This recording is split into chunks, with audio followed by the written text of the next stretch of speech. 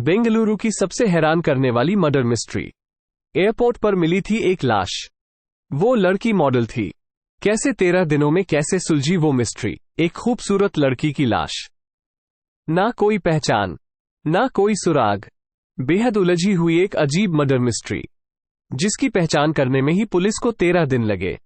इन 13 दिनों में 20 पुलिस अफसरों की कई टीमों ने जांच की। 15,000 से ज्यादा लोगों से पड़ताल हुई। 14,000 जीन्स और 1200 टाइटन घड़ियों में सुराग की तलाश हुई। तब जाकर सुराग के नाम पर मिली भी तो एक अधूरी जानकारी। फिर अचानक नाराजगी में एक पुलिस अफसर ने फोन पर किसी से बात की। अब उस बात से ही पुलिस को वो सुराग मिल गया जो इन 13 दिनों में 24 घंटे की लगातार जांच के बाद भी शायद नहीं मिला था। उस छोटी सी लीड की मदद से उसी पुलिस टीम ने महज 5 घंटे के भीतर ही पूरे केस का खुलासा कर दिया। अब कातिल भी सामने था और कत्ल का मकसद भी। साल 2019 में 31 जुलाई की एक सुबह करीब 5 बजे एक किसान मुनिराजू बेंगलुरु में केम्पेगौड़ा इंटरनेशनल एयरपोर्ट के पास वाली सड़क पर टहल रहे थे। उस सड़क पर टहलते हुए अचानक वो चौंक जाते हैं, क्योंकि सड़क पर एक लड़की की लाश पड़ी थी। चेहरा भी कुचला हुआ था, चारों तरफ खून बिखरा था, पास में ईंट भी पड़ी हुई थी। उन्होंने इसकी सूचना बेंगलुरु पुलिस को दी। कुछ देर बाद ही बागलूर पुलिस थाने की टीम पहुंचती है। जांच शुरू होती है। उस समय इस थाने के इंस्पेक्टर थे बी राममूर्ति। नाइट में देर रात तक पेट्रोलिंग करने के बाद वो सो रहे थे। सोते हुए 1 घंटे ही हुए थे, थाने से फोन आया। बताया गया कि एक ब्लाइंड मर्डर केस है, एयरपोर्ट के पास लड़की की लाश मिली है, केस हाई प्रोफाइल हो सकता है। ये सुनते ही इंस्पेक्टर की अधूरी नींद पूरी तरह खुल जाती है। वो भी तुरंत स्पॉट पर पहुंचते हैं। उस क्राइम स्पॉट की जांच की गई तो पता चला कि लड़की के सिर पर किसी ईंट से कई बार मारा गया था। शरीर पर कई बार चाकू भी मारा गया था। अब ये बेहद अजीब था कि चाकू भी मारा, ईंट से भी हमले किए थे। घटनास्थल पर कोई सामान नहीं मिला, न लड़की का पर्स और न कोई बैग। फॉरेंसिक जांच की गई, तब पता चला कि वहां से एक कार निकली थी, जिसके टायर के निशान मिले थे, लेकिन वो किस गाड़ी के थे ये पता नहीं चल पाया। दूर दराज के कुछ सीसीटीवी फुटेज भी देख गए, लेकिन उसकी तस्वीरें इतनी धुंधली थी कि कार का नंबर पता नहीं चल सका। इस तरह पुलिस अब पूरी तरह से खाली हाथ थी। कातिल और कत्ल के मोटिव का पता करना तो दूर, अभी तक लड़की की पहचान तक नहीं हो पाई थी। ऐसे में उसकी पहचान करने के लिए अब सिर्फ एक ही रास्ता था, उस लड़की के बदन पर मौजूद कपड़े और शरीर पर कोई निशान। लड़की देखने से अच्छे परिवार की लग रही थी। उसने जीन्स, टी शर्ट और टाइटन की घड़ी पहनी थी। जीन्स और टी शर्ट दोनों महंगे ब्रांड वाली थी। अब यहां जांच टीम का सबसे पहला टारगेट था किसी भी तरह से उसकी पहचान करना। इसलिए अब पुलिस के सामने कुछ ही ऑप्शन थे। पहला, लड़की की ब्रांडेड जीन्स, टी शर्ट और उसकी टाइटन घड़ी को कहां से खरीदा गया और किसने खरीदा, उसका पता चल जाए। दूसरा, पास में ही एयरपोर्ट था, इसलिए ये पता चल जाए कि पिछले 1 से 2 दिन में कोई ऐसी महिला यात्री जिसकी टिकट बुक तो थी लेकिन उसकी फ्लाइट मिस हो गई हो। तीसरा, आसपास के सभी थानों में पिछले कुछ दिनों से 35 से 36 साल की उम्र वाली लड़की के लापता होने की सूचना। चौथा, जिस गाड़ी वाले के टायर का निशान मिला था उसके बारे में शहर के किसी सीसीटीवी फुटेज में कुछ मिल जाए।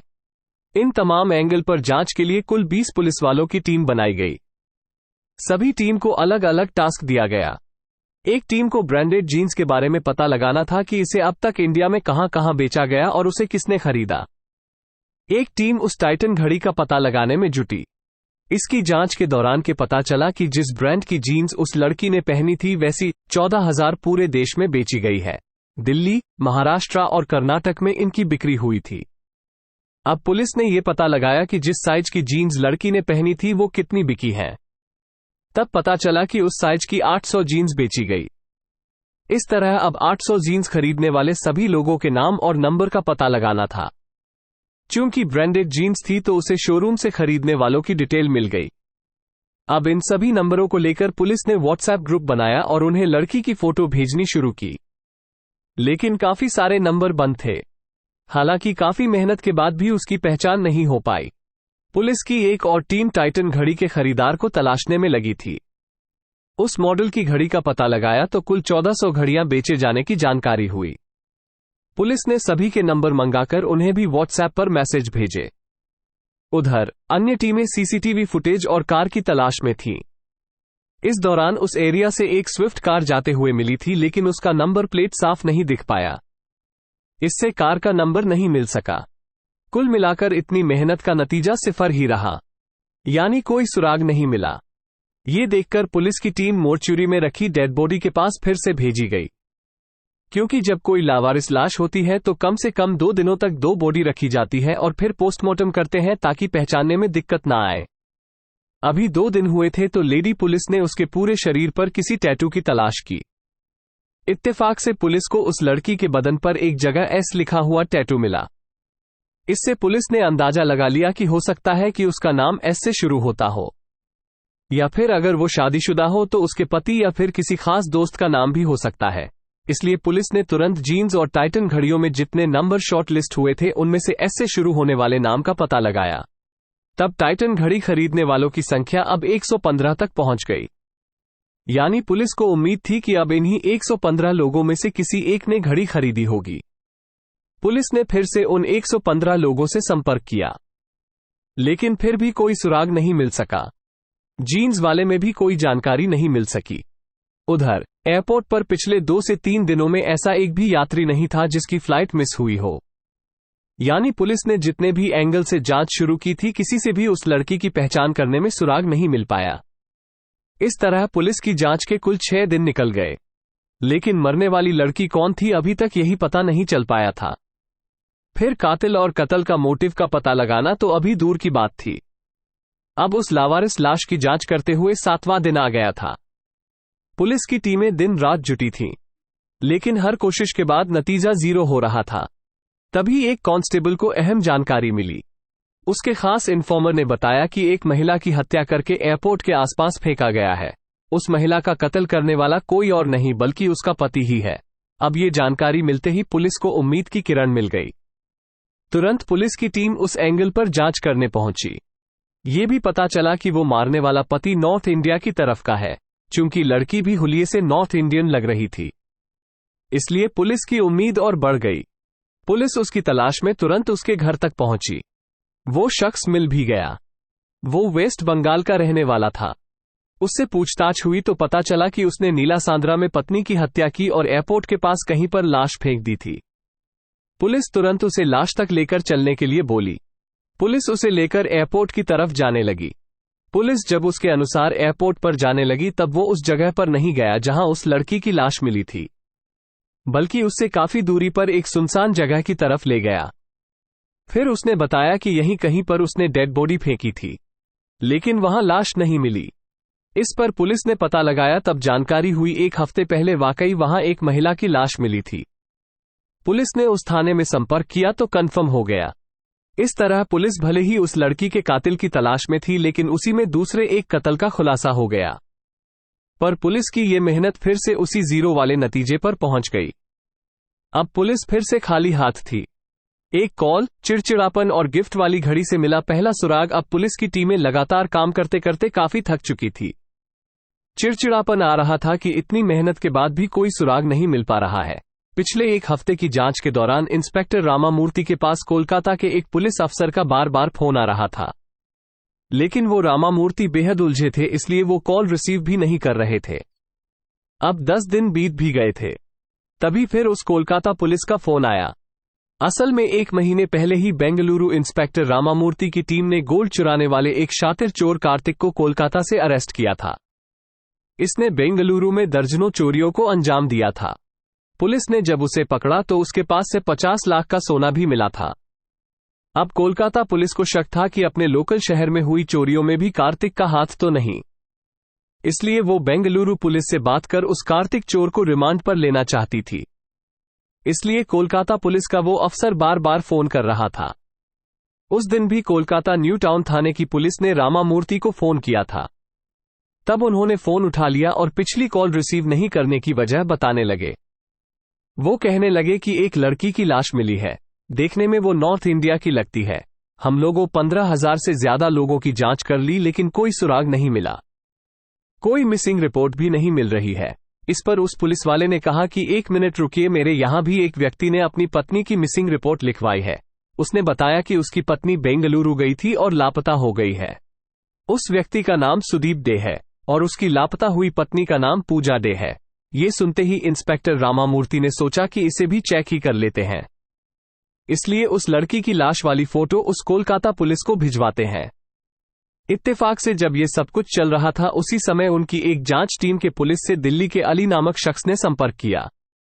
उसने बताया कि जिस घड़ी की आप लोग बात कर रहे हैं उसे मैंने ही दिल्ली में खरीदा था। उसे मैंने अपनी गर्लफ्रेंड को गिफ्ट किया था।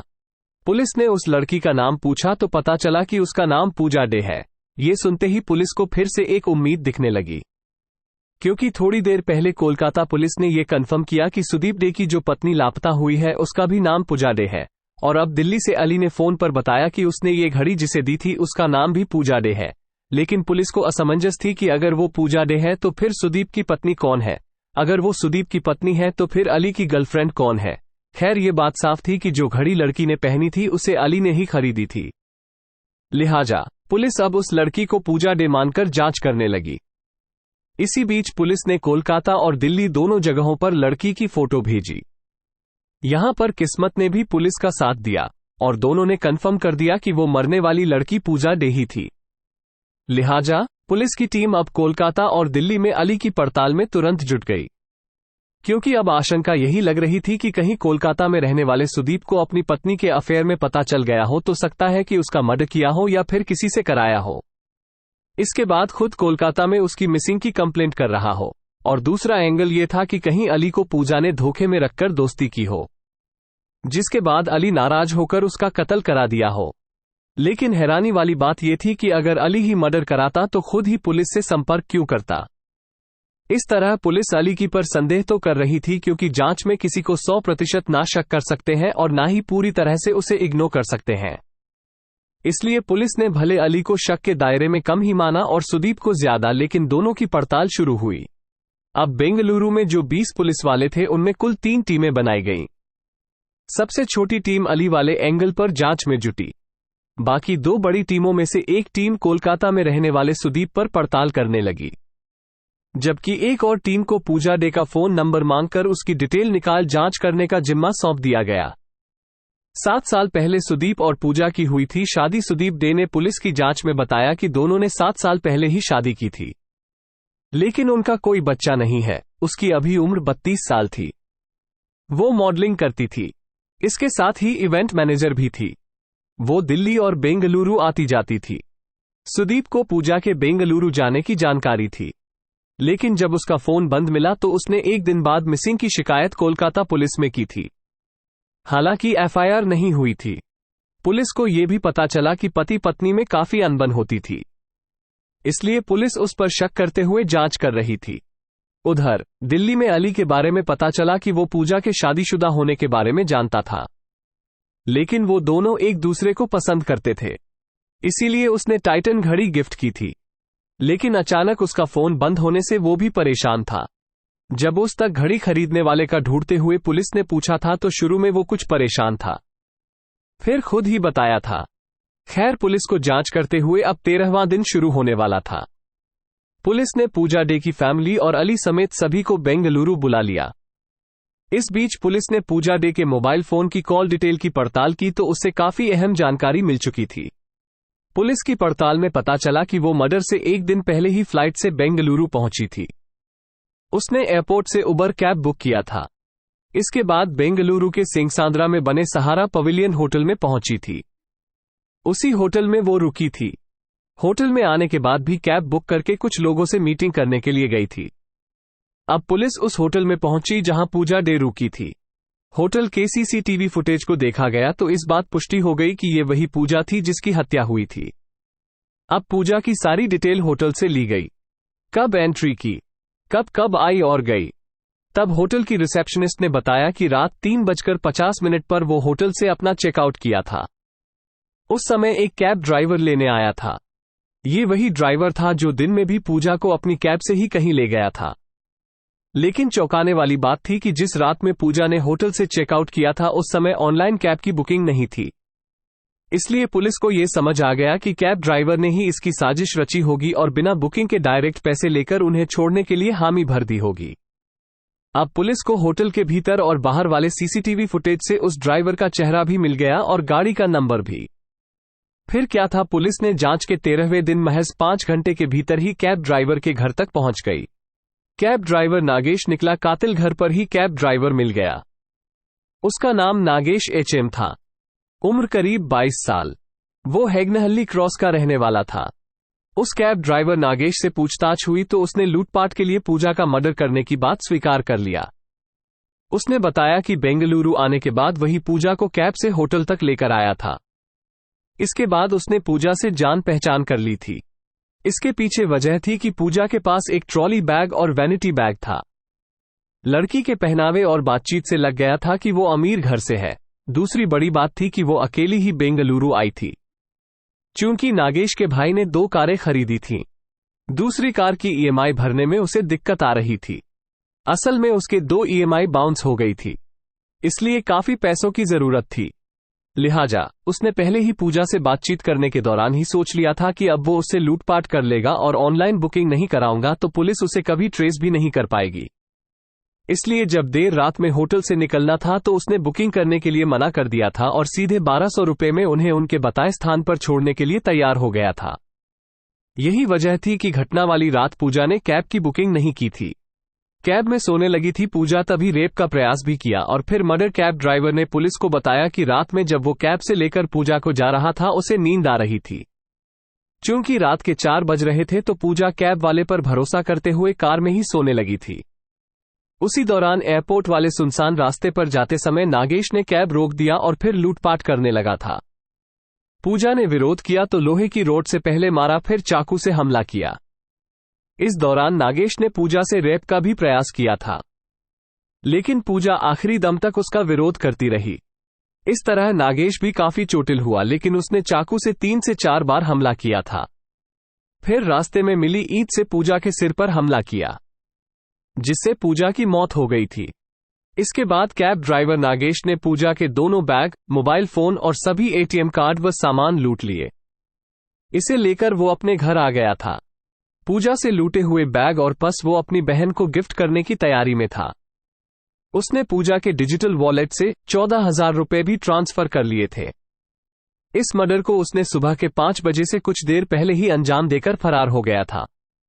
23 अगस्त 2019 को नागेश की गिरफ्तारी हुई थी।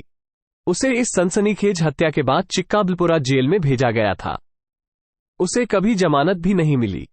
पुलिस अधिकारी बताते हैं कि 15 मार्च 2021 को इस केस में चार्जशीट दाखिल हुई थी, लेकिन सितंबर 2021 में ही जेल में फूड पॉइजनिंग के कारण नागेश की मौत हो गई। नागेश की मौत ठीक उस समय हुई जब उसके खिलाफ कोर्ट में सजा के ट्रायल शुरू होने वाला था, लेकिन उसकी मौत हो जाने से पुलिस ने इस केस को हमेशा के लिए बंद कर दिया।